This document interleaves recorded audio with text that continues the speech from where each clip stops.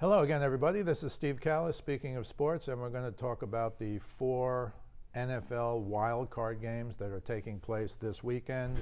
We'll go to the AFC first. Those are the Saturday games, as you know. Buffalo at Texans is the afternoon game. Texans are a 2.5-point favorite. Now, you know, Buffalo has really come on this year. They have an excellent defense. Josh Allen, their quarterback, has played well. I still think he's prone to make mistakes in big spots. But Buffalo is a very good team, even though the Texans are favored. And I still like the Texans because J.J. Watt is coming back. Keep in mind now, Deshaun Watson, their quarterback, and DeAndre Hopkins, their star receiver, didn't even play last week. So they kind of got a bye last week in terms of resting up, even though they're playing in the wild card round. But I like the Texans. I like Watson. I know they're only 5-3 at home, and Buffalo is 6-2 on the road, but I don't think that really matters. Buffalo's on the road, obviously, going to Texas, but I don't think that matters in the playoffs. I think Deshaun Watson is a much more experienced and reliable quarterback than Josh Allen, even though Allen has, really improved this year. They're both very good runners. You have to watch for that. Now, that could be a factor in the game. Who can run better? Buffalo, I think, has a little better defense or a better defense than the Texans. But getting back J.J. Watt, their numbers are much better when J.J. Watt is in the lineup. 2-time defensive player. Hasn't played in 8 weeks because he tore a pec muscle. But he supposedly is back and healthy and ready to go. So I think it's going to be the Texans over Buffalo. Obviously, I pretty much favor, like most people, the home teams in these games. So we'll say Texans -2.5 over Buffalo. The second AFC game that day, Saturday night, is going to be the Titans against the Patriots. Now, the Patriots shockingly lost to Miami, so they didn't get a bye. That's a big problem for them. They've never won the Super Bowl without a bye, so a lot of people have written the Patriots off. But they're playing this game in Foxborough. A lot of people think the Titans can beat the Patriots, and the Titans can beat the Patriots. I just don't think they will. There's too much experience on that side.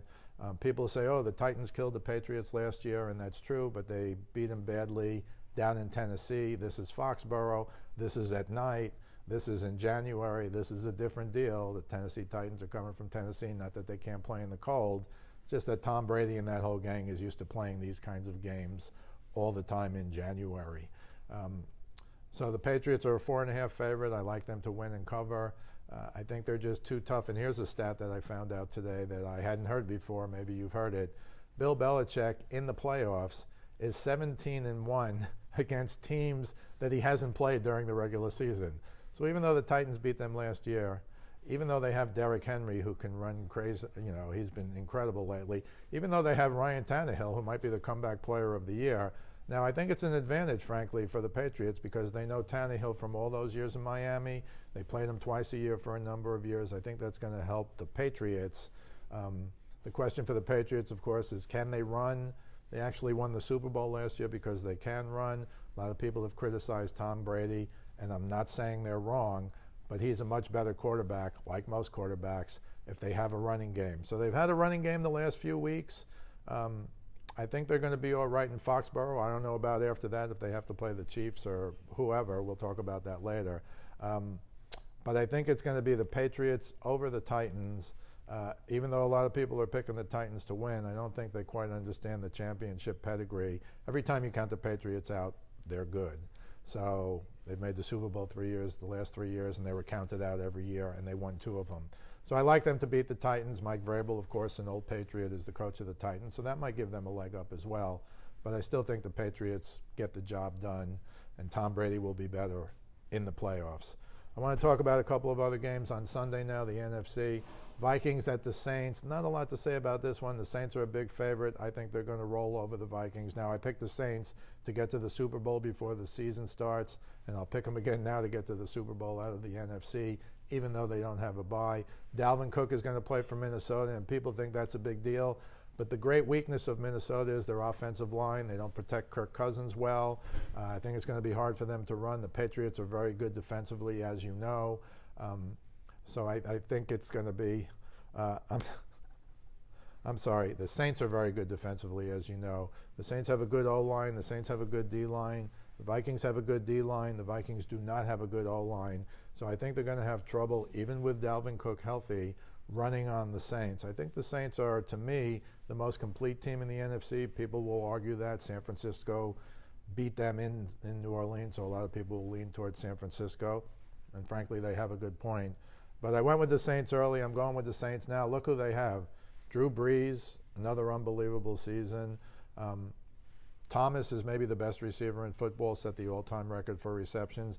And Alvin Kamara is really the wild card because he's such a strong, powerful running back now. You can't tackle this guy. So they have their own set of triplets, if you will. I know people talk about the Cowboys and their triplets, but they're going home again. So the Saints have the triplets now in the playoffs, and I think they're not only going to get the job done, I think they're going to beat the Vikings rather handily. Finally, the last game, Seattle goes to Philly to play the Eagles.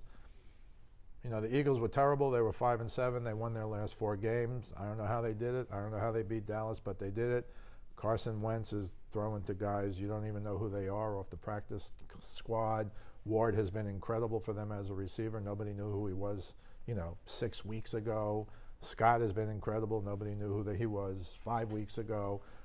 So I give them a lot of credit. Seattle coming across the country. Seattle's favored by 1.5. I'm still going to stick with the Eagles because they somehow do it with smoke and mirrors, but they have an excellent defense. Seattle hasn't quite been as good as I thought they would be, although they're very good. Russell Williams, MVP candidate. He won't win it, but he's a candidate. But again, they're coming across the country. A lot of people picking Seattle. Seattle's the favorite. But I'll go with the Eagles. They do it with smoke and mirrors, and they got a ton of guys on that team who won the Super Bowl 2 years ago and had playoff success last year. So all in all, I like all 4 home teams. That's not unusual, although it does seem a lot of people think Tennessee can win on the road or Seattle can win on the road. I don't. We'll see what happens. This is Steve Kallas speaking of sports. We'll see you the next time.